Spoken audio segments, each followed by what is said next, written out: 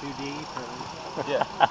Yeah. Coach Mason, one of the first things you notice when you look at the defense this year is the defensive backs. It looks like you have practically a basketball team out there. I mean, how happy are you not only with the size, but the athletic ability of the defensive backs you have? Well, this is the first year I feel real comfortable going in, and we've got depth at every position there. And, last year we had a disaster with all the injuries, and, it showed throughout the season. And this year we've got an added depth there. We've got 2 corners coming back from knee injuries. I feel real good about our 2 deep at safety. That's something we needed to do. I mean, the game's changed. Everybody's spread offenses. You got to have, nickel sub packages, and maybe this year we can put in a dime sub package. So early, I'm really happy with what we got there. On defensive line, you're having to replace a lot of people, including Marcus Hunt, who's just athletic freak. How hard is that going to be, and who are you looking at right now to be the leader of that defensive line? Well, I think right now the leaders will come out of Zach Words and Darian Wright, and then a lot of competition there. We're going to be a little bit different there. We're not going to be as big and physical, but I think we're going to be athletically better than we've ever been there. We're going to play a lot of guys, which is a good thing. We've got, I feel, 8 guys that I'm comfortable playing with right now. And the thing that we're different, we're probably going to have to move more. We're just not the dominant size that we've been, but athletically we're a lot faster than we've been there. So I feel really good about the D-line right now.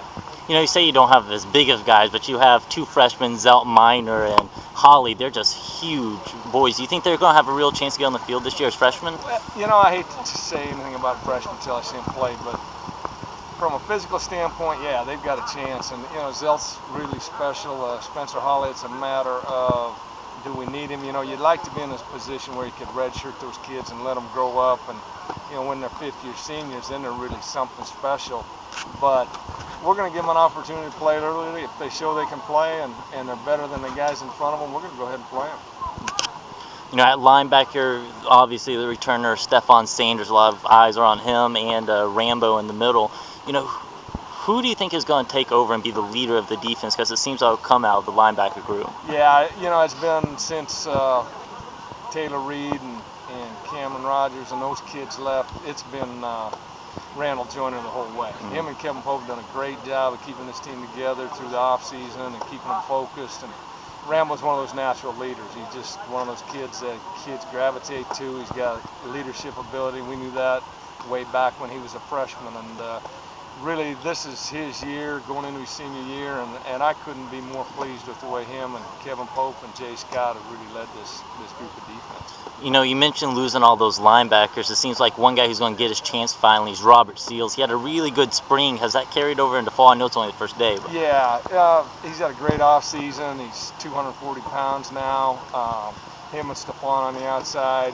Lincoln Richards is going to be in that mix somewhere.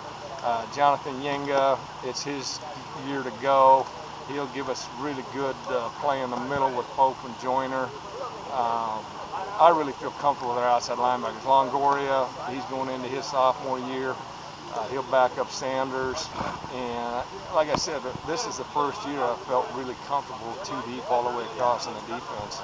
And that's where we're at in the program now. We're at a point where the program, going into the 6th year, we've got depth, we've got it pretty well set. And I don't really expect any drop-off out of that defense. In fact, I'm going to make a statement right now. I think we're going to be better.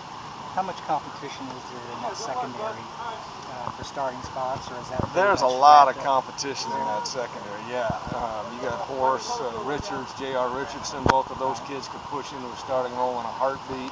That safety spot, I think they're wide open. Shaquille Randolph, Greenbauer, Jay Scott, Roundtree.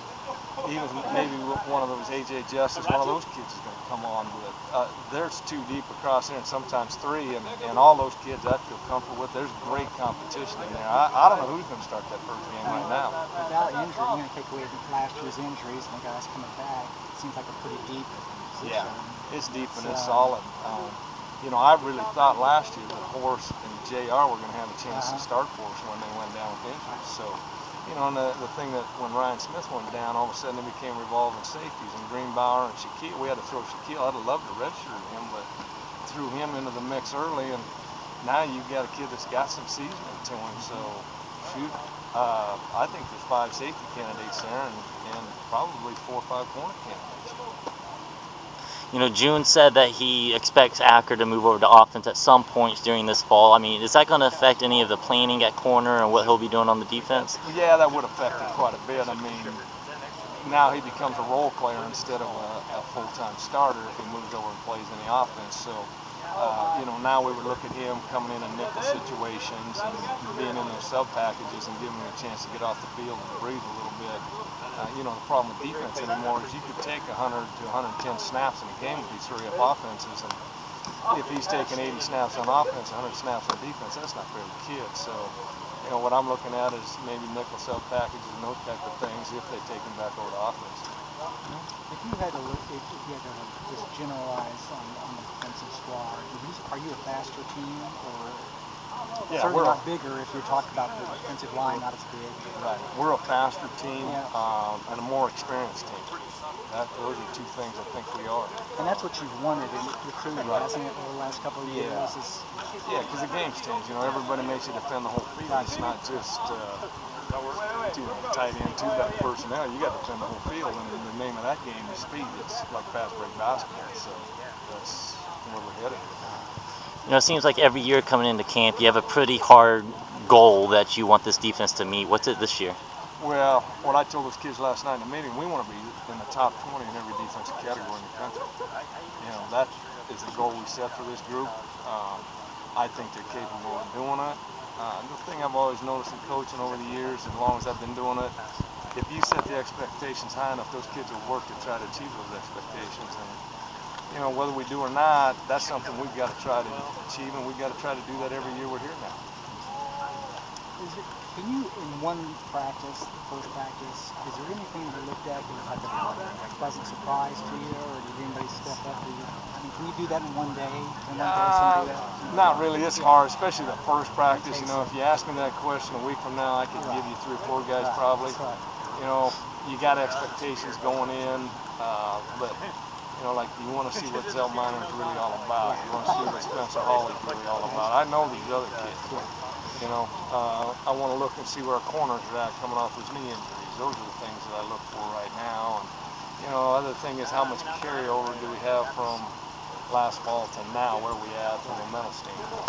You know, speaking of Holly, where do you envision him playing on the line? I mean, is he a nose tackle or is he an end? Well, I think he's athletic enough to play either, but we're going to play him a nose tackle. Size-wise and ability-wise, I think he's an SEC-type defensive lineman. And, you know, it's a matter of, is he mentally mature enough to play? Coming out of high school, you know, I'm sure he dominated everybody he played. That's what it seemed like on film.